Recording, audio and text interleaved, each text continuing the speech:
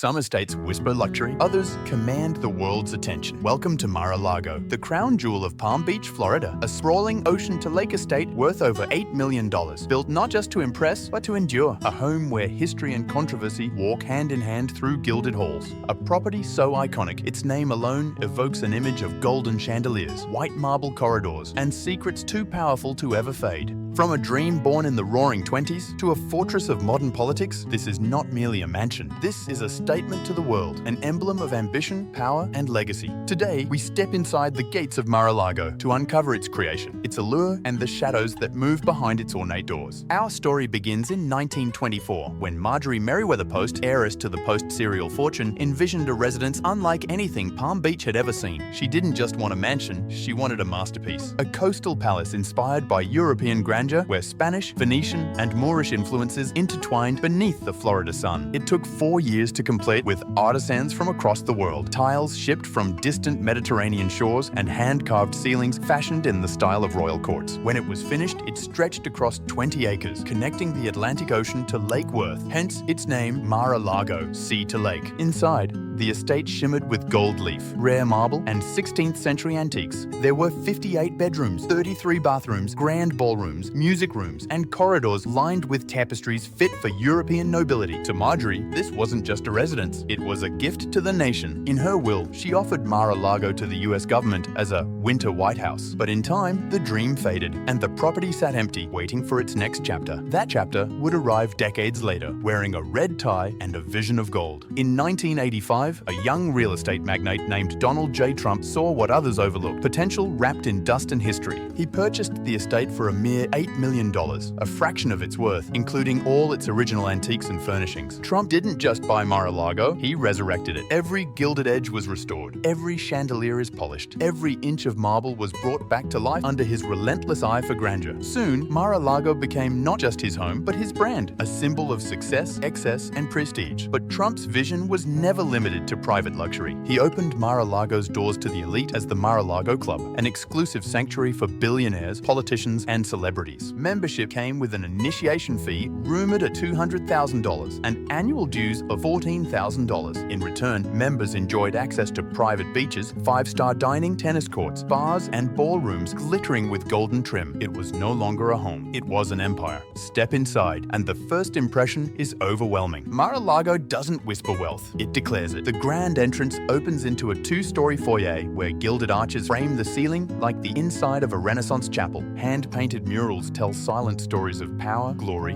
and indulgence. Each room is layered with detail. Massive crystal chandeliers hang over marble floors, polished to mirror perfection. Silk draperies cascade from tall, arched windows, framing the view of the ocean like a living painting. The ballroom, redesigned by Trump in the early 2000s, is a spectacle of light and luxury. Walls inlaid with gold leaf, columns of Italian marble, a ceiling that glows as if touched by sunlight itself. Trump once said he wanted the ballroom to be the finest in the world, and true to form, it is. The furniture tells its own story. Louis XIV inspired chairs, antique tables sourced from European estates, and gilded mirrors that reflect not just beauty, but the ambition behind it. From the terrace, the Atlantic wind drifts through carved archways. You hear the faint echo of waves, the same sound Marjorie once heard a century ago. Here, history doesn't sleep, it lingers. Mar-a-Lago was designed for light. Every hallway, every window, every curve of its architecture pays tribute to Florida's eternal summer. The outdoor patios flow seamlessly into the interior, French doors open to reveal vast lawns, hidden gardens, and winding stone pathways that lead to the ocean. At dusk,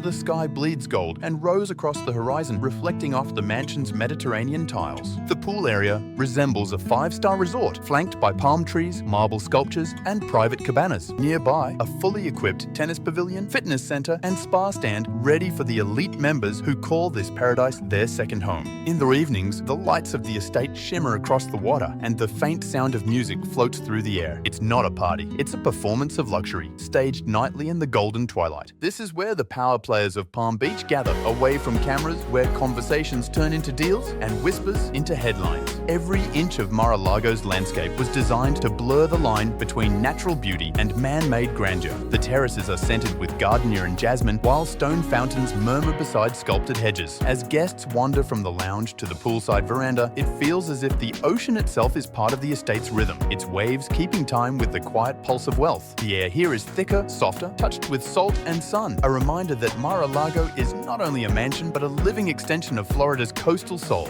High above the golden halls lies the primary suite, a private domain reserved for rest, reflection, and solitude. The ceilings rise with gilded moldings that catch the morning light. Walls dressed in silk, a king-size bed facing arched windows that open to the sea. There's a private sitting room, a grand fireplace, and a pair of French doors leading to a balcony that overlooks both the Atlantic and the lake, one of the few places on Earth where sunrise and sunset can be seen from the same spot. The adjoining bathroom is pure opulence. Marble from floor to ceiling, gold fixtures, and mirrors that glow in soft, diffused light. It's not merely a bathroom, it's a palace within a palace. Every detail in the suite tells a story of deliberate excess. The velvet armchairs, handcrafted in Italy, the hand-knotted Persian rugs, and the scent of polished mahogany that fills the air. The quiet here is almost sacred. It's where decisions are made, tweets once composed, and futures for a moment contemplated. As the world stirs beyond the walls, the room remains still, a sanctuary suspended between past grandeur and present power. To sleep here is to dream in gold, and to wake surrounded by the reflection of one's own legacy. Beyond the private residence, Mar-a-Lago Club stands as one of the most exclusive memberships in America. Its guest list reads like a who's who of power. CEOs, media moguls, politicians, and royalty. The main dining hall hosts candlelit dinners beneath chandeliers imported from Austria, while outside, the patio serves cocktails overlooking the Atlantic. Members aren't just dining, they're networking within a living legend. The air hums with conversation about global markets, elections, and whispered opportunities. The staff, trained in five-star hospitality, move like clockwork, discreet yet omnipresent. Every smile rehearsed, every gesture is precise. This is not merely luxury,